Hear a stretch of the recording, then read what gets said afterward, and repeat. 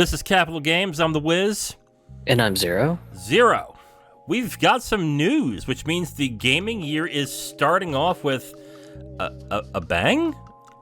I don't know about a bang, but it's I'd say so. Yeah, really? Yeah, okay, good.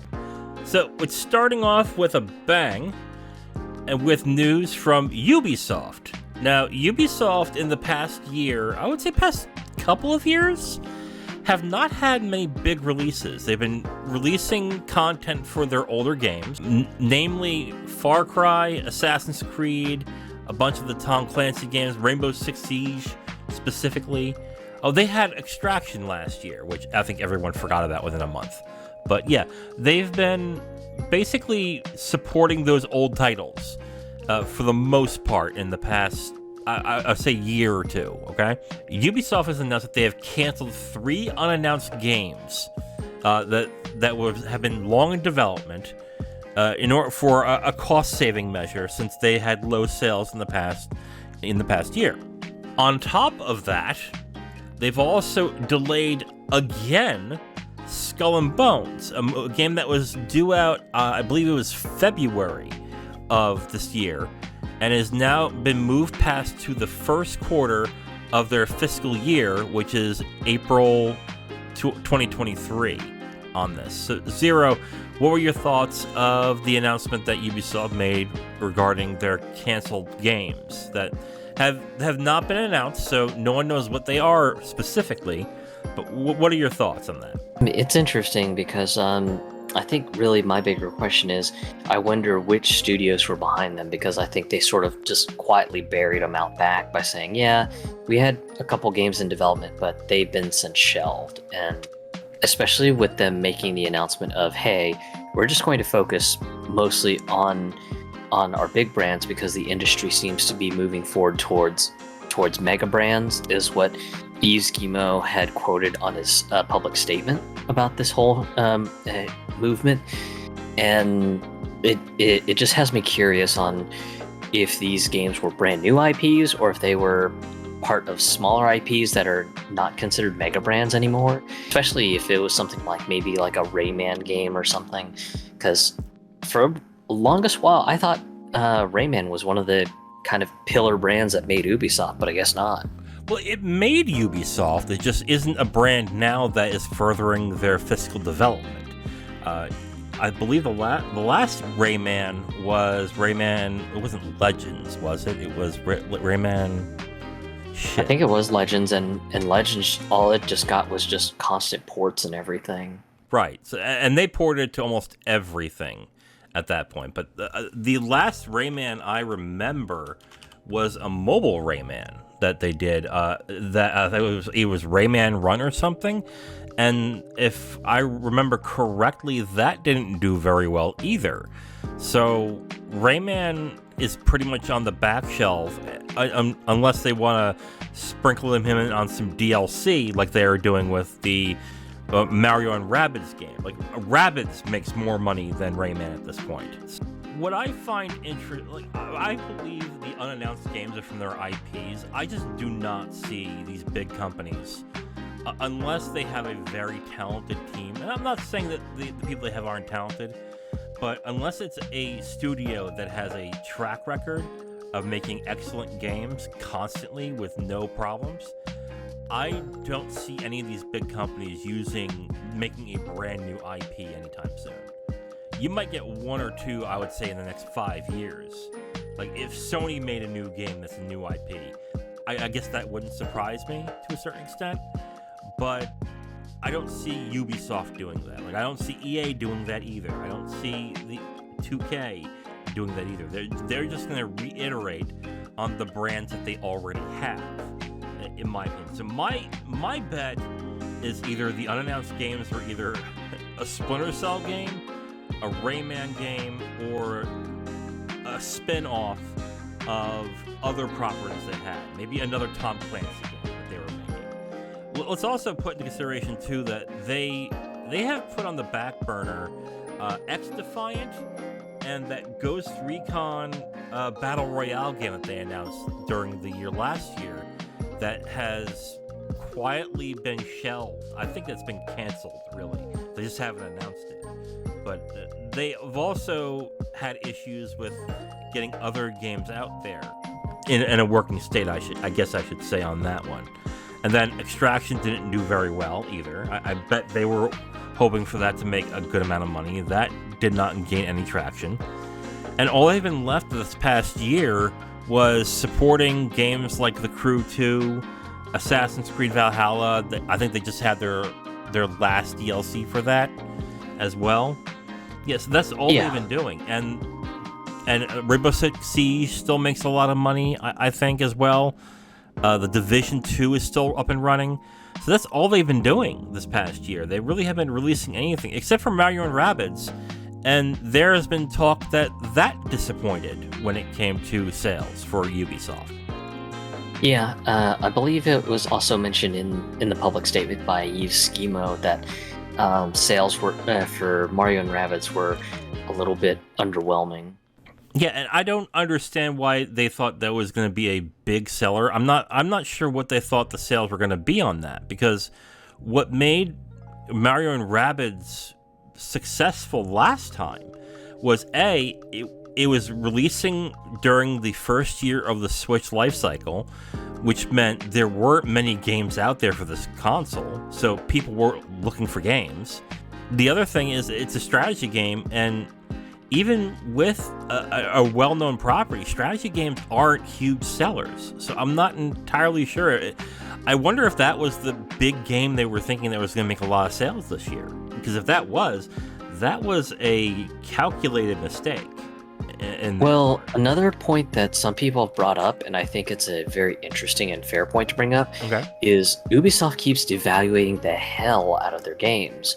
And a great example of this is Mario and Rabbids, that you would have constant promotional sales for the game, where it would just be cut down at like an insanely low price. So we're talking like, the game's on sale and it's on sale now for like $10. Again, just it's one of those things. It's just like okay, well, if you valued it at $10, well, maybe that's the price that I should sit and wait for it to be. Maybe I should sit and wait until this thing's like $10. And of course, anyone who got in late on Mario and Rabbids didn't pay full price. They paid $10 or whatever it was on promo. Wait, are you talking about Kingdom Battle? Yeah, Kingdom Battle, the original one. Yeah. When did they drop it to $10? They constantly put on sale for $10. They didn't officially drop the price to $10, but it goes on constant sale. Right, but I understand that because that's been out for 2 to 3 years now. Like, I understand that. Well, now the price makes sense, but they were doing aggressive price drops even back when it had just released. I think it was like a month after it released. It got like an aggressive price cut from like $60 down to $40. So, and it was just like, okay, well, why the hell are you cutting down the price on this game if it's selling so well? Just, if it's selling well, leave the price alone, especially if you're trying to get as much money as possible for this game. And I think people just kind of caught on to the pattern that, oh, Ubisoft tends to put their stuff on sale. Okay, we'll just wait. No reason to pay full price like an idiot or whatever. Well, I'm going to push back a little on that because most games drop their prices at a sale within a month or two. That's kind of been the norm as of recently. An example that you've told me is Marvel's Midnight Suns. That came out a month ago, and they're already having sales across all platforms for it being 33% off. That's normal. That's the normal now, to a certain extent, with some games. Well, yes and no. The example that I tend to go off of is Nintendo. So Nintendo, they value their brands very highly. Right. So promo sales on their games rarely happen. And I think that's something that Ubisoft should take to heart, that, just if you truly do believe that your game is truly valuable or truly something that is extremely special, then you shouldn't end up shortchanging yourself, because if you do, then people just kind of get used to the pattern and go, okay, cool. Means I don't have to, sit and wait I don't have to jump on it and get it immediately. Okay, whatever. I'll just sit and wait for this thing to go on massive discount, and I won't buy until it goes on massive discount. So you think the lack of sales is due to the savviness of gamers knowing that within a month or two the price will drop? Is that what you're saying? Yes, with Ubisoft games in particular, because Ubisoft, okay. Because if you have seen like some of the sales patterns with like the other Ubisoft games, same thing. It follows a very similar pattern. Just okay, well, day one sales, they were okay. They could be better. Okay, what do we do to get more sales, even if it costs us a little bit on the revenue department? Okay, just work with all of our partners for digital sales for the digital copies.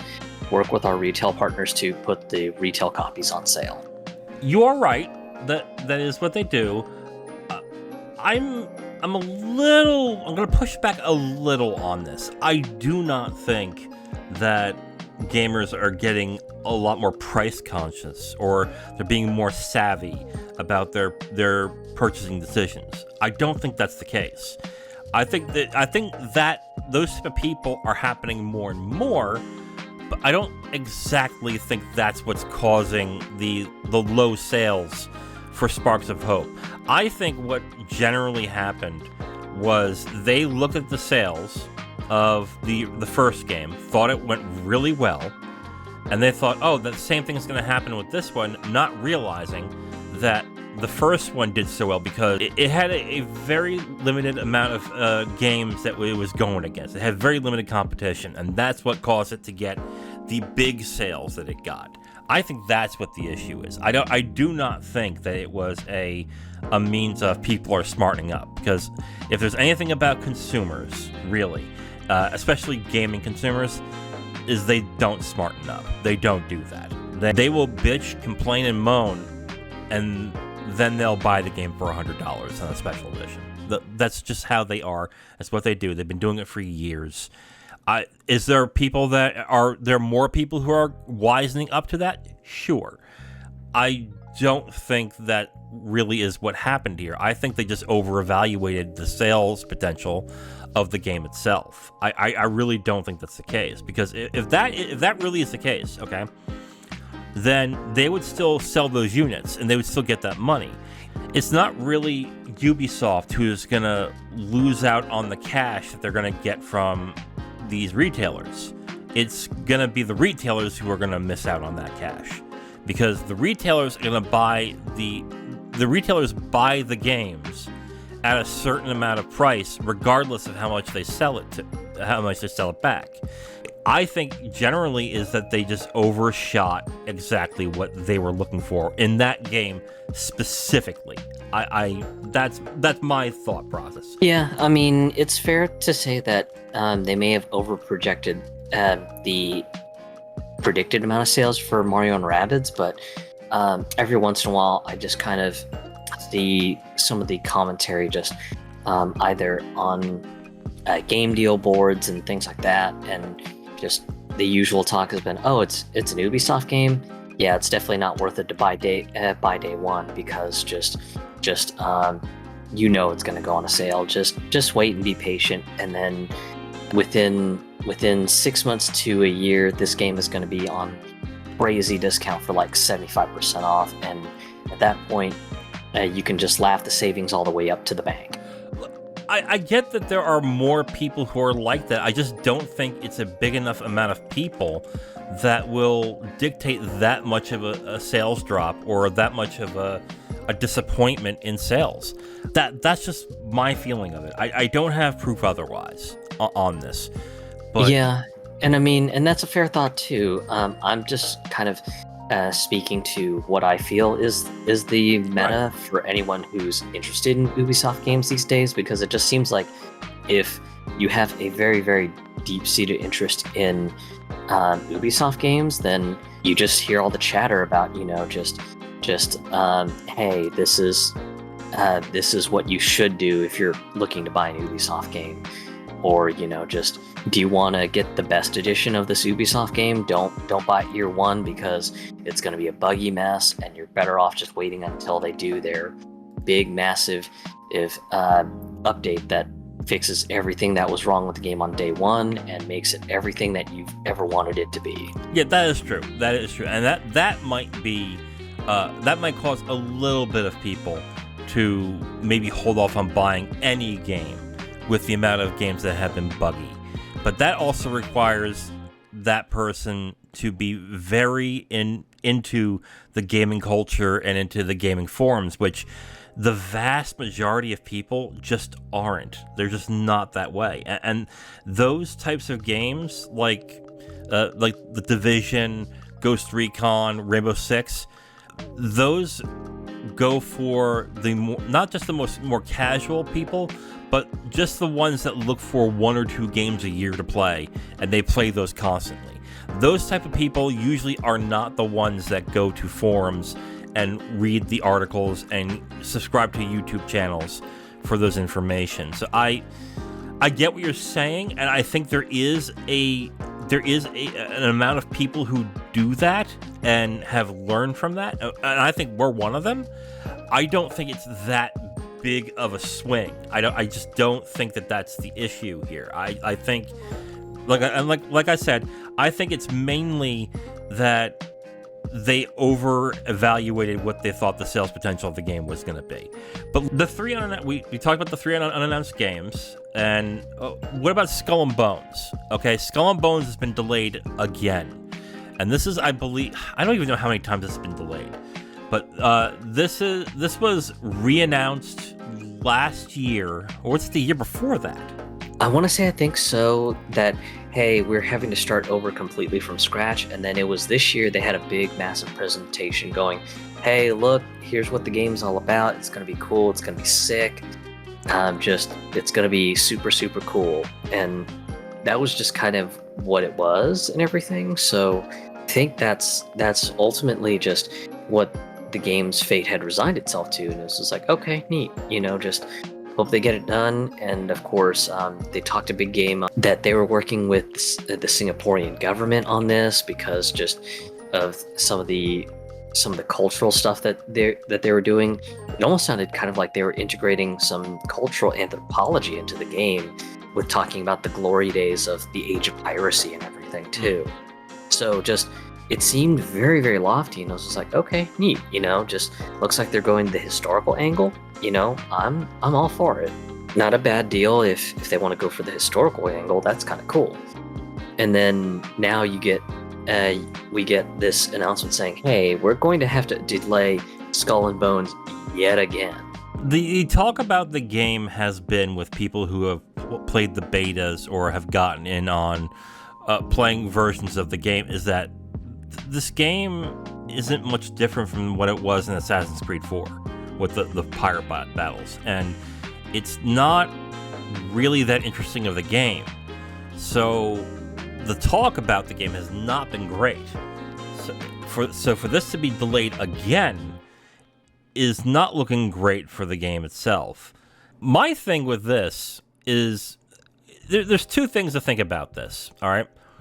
One is that they must believe or think that this is going to be a game that has a long tail, or it needs to have a long tail in order for it to either get its money back, or for whatever reason, they think this is going to be a long tail game to a certain extent, which is why I think they keep delaying it and everything. Because if it is as bad as people are saying, or if it really is a terrible game, they probably would have just farted this out by now and just let it go and moved on. The other thing basically is, I don't know if this is a sunk cost fallacy or anything, but they're putting so much resources into this game.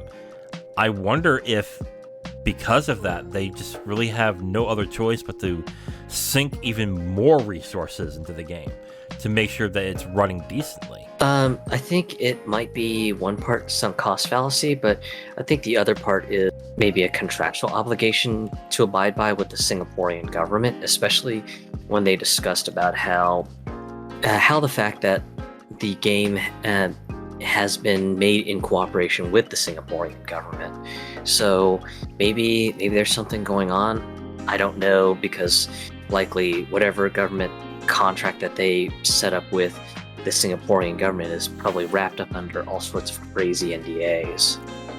Maybe there's something to do with it. I'm not 100% sure. It's going to be really interesting to see how this falls out, especially when inevitably, I assume in the next couple years, just we'll hear about something like, oh yeah, just Ubisoft spent X amount of money on doing a deal with the Singaporean government and ended up being burned by the Singaporean government, or they burned the Singaporean government. Just, it'll be real interesting to see what falls of this, because I presume it's going to be just absolutely insane. I don't think they're in a position where they can burn an entire government.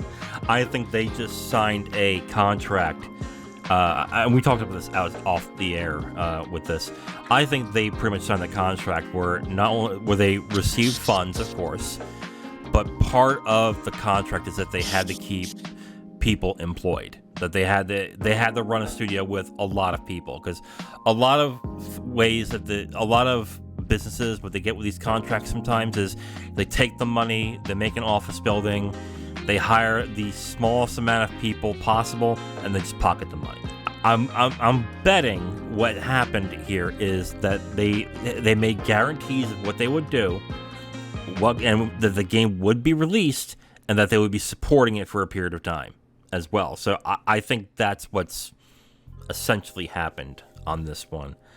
I would say with the reason I am more curious on maybe them burning the government is I think most people will remember this, but there's the whole bit with Kurt Schilling, the government of Rhode Island, and Kingdoms of Amalur.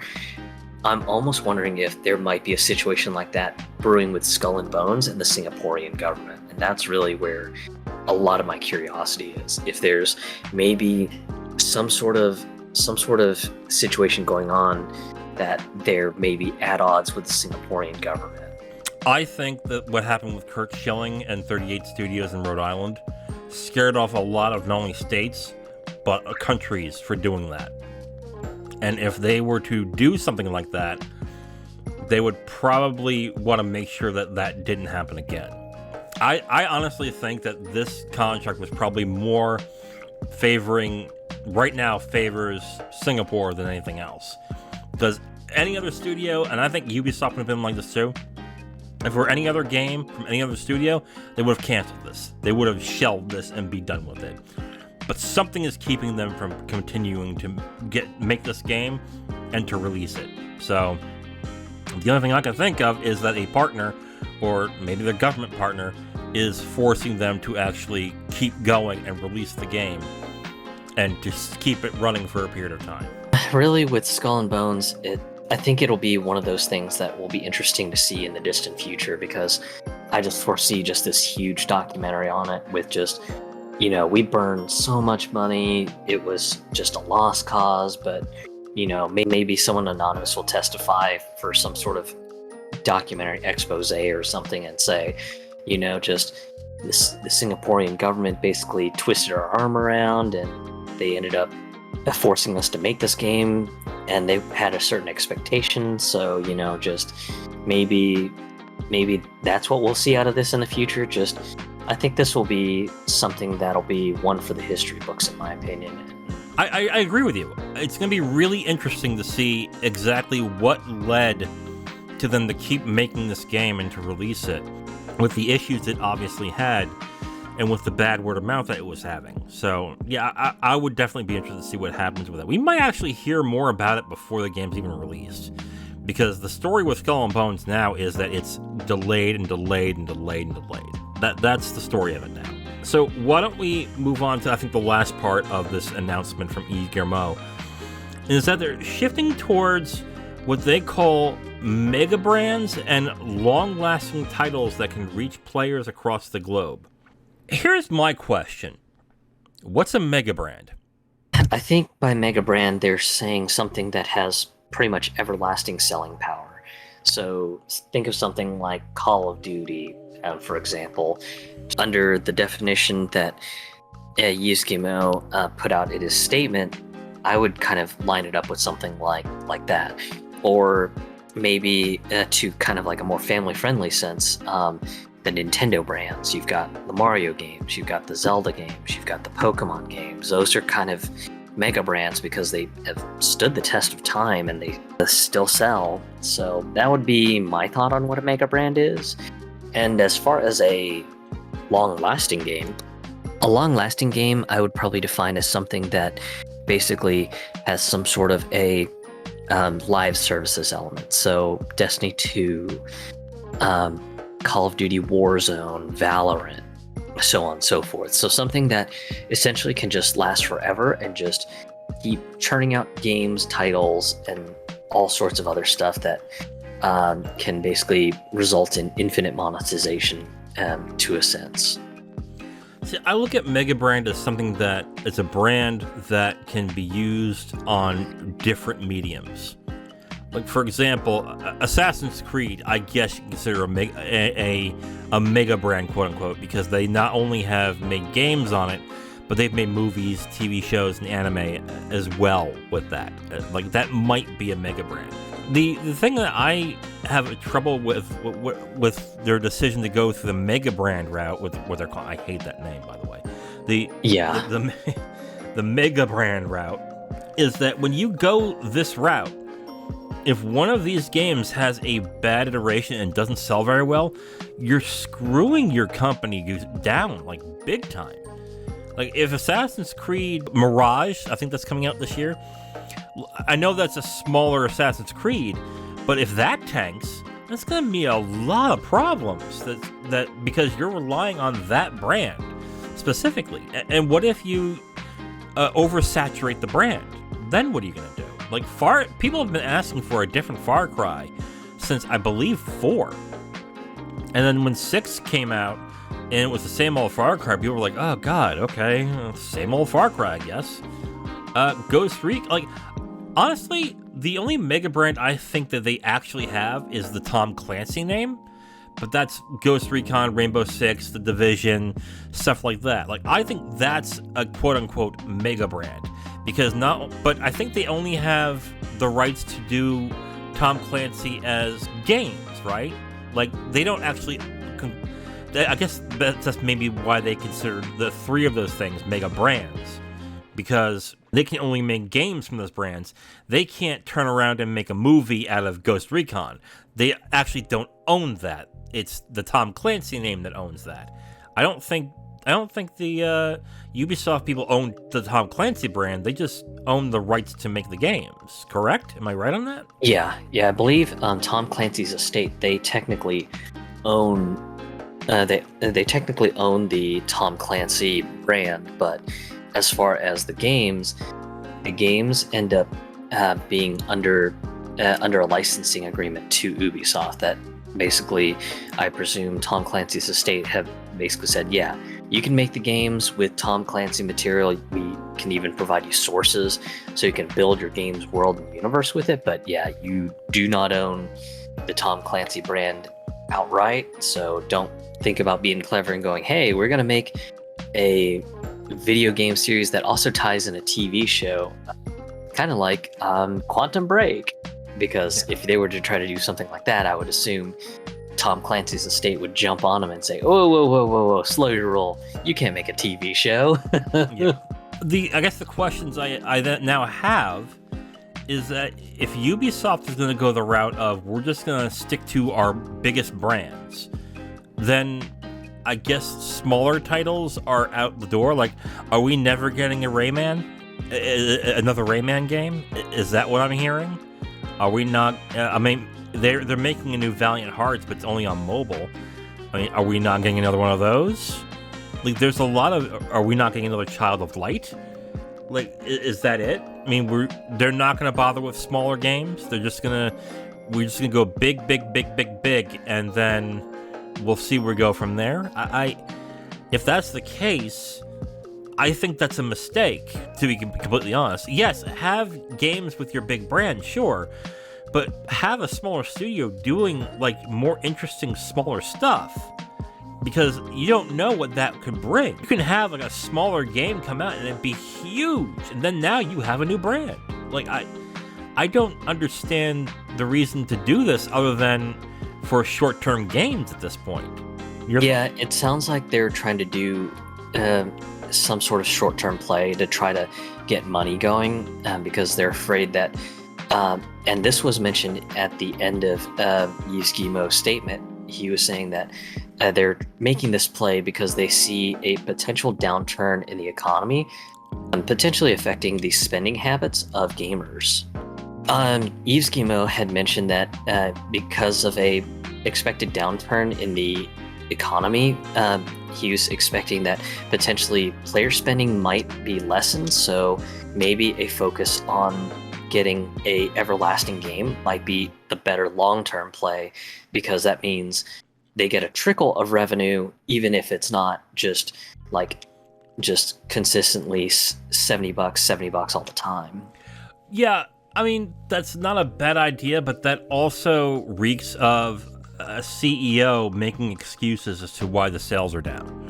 Because that to me sounds like he's trying to justify that, hey, it's not my fault, guys, when really it could very well be Yves Guillemot's fault. Like that's more of a cop-out when it comes to what CEOs say to their board of directors to a certain extent. So I'm not entirely sure with that. But that also being said, I mean, Ubisoft did not have a great year last year. I mean, we talked about Extraction. Remember Roller Champions came out last year? Yeah, I remember you played it to try to grab some footage for one of the podcast episodes. Yep, and it was not so hot. Hyperspace, I think, is it Hyperspace? That was shut down this year, I think.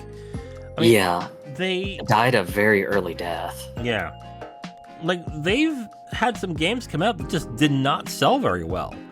So it's gonna, and then another thing, the Prince of Persia game that was being remade, that's still in development. Beyond Good and Evil 2, that's still in development. Like, they've got a lot of issues that they're dealing with in here. So I think the play for trying to go for bigger games that are live services might be an issue. That might not work in their favor as well if they have one bad game. So and one game that does not sell. So yeah, this seems more like a short-term play, even though Yves Guillemot is saying that it's a long-term play, really. But I don't see that as well. I do find it interesting that on the list of other games that weren't great sellers this year, that Just Dance 2023 wasn't a great seller, especially since those games typically sell all right. They're not gangbusters, mind you, but I know that they're fairly popular with the casual crowd because, you know, just, hey, popular music, something that you can even use your phone as a kinetic controller to detect your dance moves now. You don't have to have like a proprietary like PlayStation controller or Switch, a Joy-Con or anything, because I know that they moved towards that sort of a model for the Just Dance games, if I remember correctly. But yeah, it was just one of those things that just had me sort of scratching my head going, yeah, I would have thought with, you know, Just Dance, it would have been something that would have gotten at least somewhat decent sales, because those music licenses can't be cheap.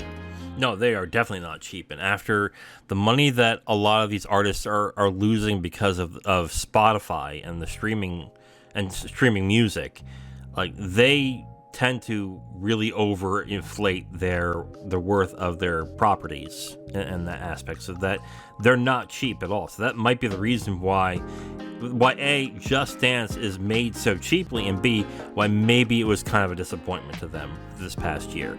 I believe they also have a subscription service as well on that game. Am I right on that? Yeah, so how the Just Dance games have worked is when you buy the game, you get a very, very bare bones game. It's just, hey, this is the Just Dance game. Yeah, we know. The base game just has 20 or 30 songs, maybe even less these days. Maybe it's 10 or 15 now. I haven't checked out the series in many, many, many years. But yeah, they upsell you almost immediately when you start the game. Because it'll be like, hey, you want to keep up with all the coolest songs and everything? Well, you should really consider the Just Dance premium subscription service. You'll get access to more songs, and when we update, we'll get even more songs. So you'll never run out of things to play with and everything. And that's just kind of how the model has always been. And I think, granted, I think the subscription is like $12 or $15 a month. I can't remember offhand because, again, I haven't really tinkered or looked at one of their games in a long while. But yeah, just you have to pay the subscription just to get access to all these extra songs. And then naturally, when they decide to retire the service, you lose all the songs because naturally they've lost all the licensing for the songs, so they can't, in theory, provide you the songs anymore. I wonder if these companies are going to start finally realizing that maybe a lot of their games that they have as $60, $70 games are probably better off being free to play. I wonder if that's coming soon, because it's a lot of games nowadays that have a live service element or to last a while. They are more and more becoming free to play games, and the last bastion of games that don't do that right now are sports games. I was expecting them to be slow to do that, but maybe there are other games as well that, for example, like maybe Ghost Recon or maybe even Just Dance. Maybe they should start thinking about doing them free to play and not doing a $70 game that you have to purchase in order to actually access it. I mean, that might be the best thing for them to do, just to get people in the door. But I wonder if they're going to start thinking about that aspect of maybe it's time for us to make this a free-to-play game. Do you foresee that maybe they will go the free-to-play route, or do you think they're going to continue trying to make games $70 a pop? I think a little bit more safer play for something like Just Dance would be to charge a much more significant lower price to get the price of entry much more lower to get more people in. So maybe something like, okay, base copy of Just Dance, $15. Yeah, you get 15 songs, but since it comes out to $1 a song, most people aren't going to bitch. They're going to be like, okay, whatever, that's fine, not a big deal to me. And then log into the Just Dance client, and then that's when they make the upsell to the premium pass, and maybe it's a season pass thing. Hey, we've got season 1 of Just Dance 2025 or something. I don't know when they decide to start this, but yeah, just maybe that's what they do, and then that season pass ends up being like $30 or $40 or something, and then the other thing that they decide to do is, advertise, hey, if you get the season pass, not only do you get access to these songs, but look at all the cool swag you can get for your characters. You can get clothes, you can get accessories, you can get this, that, and whatever. You can deck out your dancer with whatever cool stuff you want to wear, so you can flex on the pores or something. I don't know. At least that's the approach I could see with Just Dance. Tom Clancy's the Tom Clancy games like The Division, I could easily see them just kind of taking a page from some of the other free-to-play shooters on the market, like Valorant or Overwatch 2 even. Just, hey, base game's free. Oh, you want the sweet new character? Well, you're going to have to pay for the season pass and get them immediately. Or, you can grind your ass off and try to get the character by just flat-out grinding. And, if that appeals to you, yeah, you can be total free-to-play trash and get the new character by just grinding almost 8 hours a day for 40 hours a week or something. Rainbow Six Siege should not be $20. Like, it used to be 60, I know that, but at this point, Rainbow Six Siege should be free. You should be able to just go in and get like the standard characters, or get the recruit character, I guess, and then be on your way. Like, that's my opinion, at least. Like, there's no reason that Siege should be still $20 to access the damn game. You want people to be playing it. you might as well just make it free to play at that point. But I'm at a point now where I think in the next 5 years, we're going to be seeing a lot, like, my opinion, if a game's multiplayer, it's going to be free to play. Period. Like, that's how I think. Like, if there is a multiplayer component at all, that component will be free to play.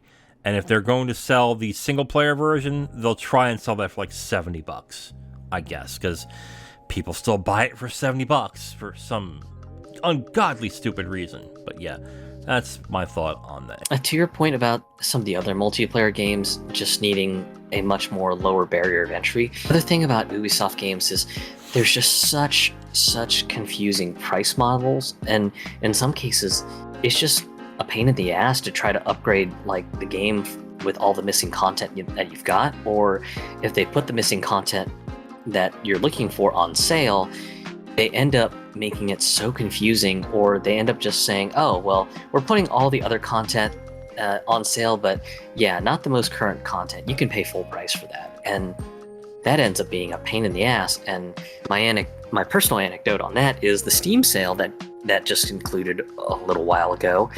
And For Honor, I was interested in trying to get my copy of For Honor to a more up-to-date status, because I was just like, oh, cool, I missed out on the Marching Fire expansion.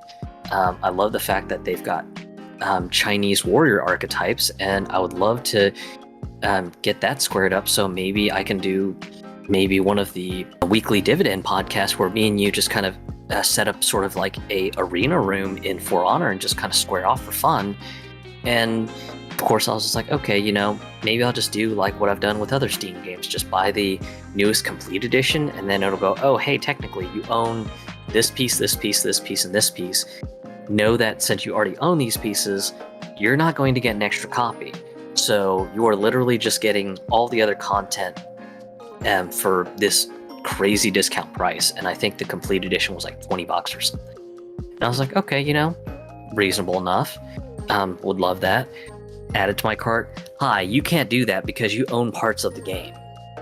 It was just like, okay, well, if you're asking me to buy Marching Fire and then year 6, the year 6 content, I'm literally going to be paying $35 before taxes. I'm not doing that. Ubisoft, don't force me. Yeah, but I understand why they do that too, because I guess unfortunately a lot of these companies, that if you own any part of the game, they want to get more money out of you, but they're willing to let I think what's more important is that they have new people to play the game. So if you already own it, okay, you already own it, that's fine. But if you want the extra content, then yes, you have to pay more for it. But if you haven't owned it yet, the enticement of saying, oh, well, I can get all this content if I just pay this amount of money, okay, I'll buy it then. I'll buy it for that price. Yeah, it sucks, but I get the business sense for that. I just think it's kind of stupid as well. Anyway. Oh yeah, I mean, I definitely get it, but yeah, it was just one of those things of, if you're gonna put all the content on, almost all the content on sale, and the only thing that you didn't have on sale was like 2 or 3 pieces of content, just put the damn catalog on sale. Just don't fuck around with it. Yeah, definitely. I agree with you. Okay. All right, Zero. Well, that is it for this segment about Ubisoft and them canceling games and their financial problems. Friday, we have our weekly dividend. We haven't figured out what we're playing, but I think you hinted at For Honor. Maybe we can do that. But other than that, unless another big story happens, that is it for the Capital Games right now. Tune in Friday for the weekly dividend. I am The Wiz. And I'm Zero. We'll see you on Friday. Bye.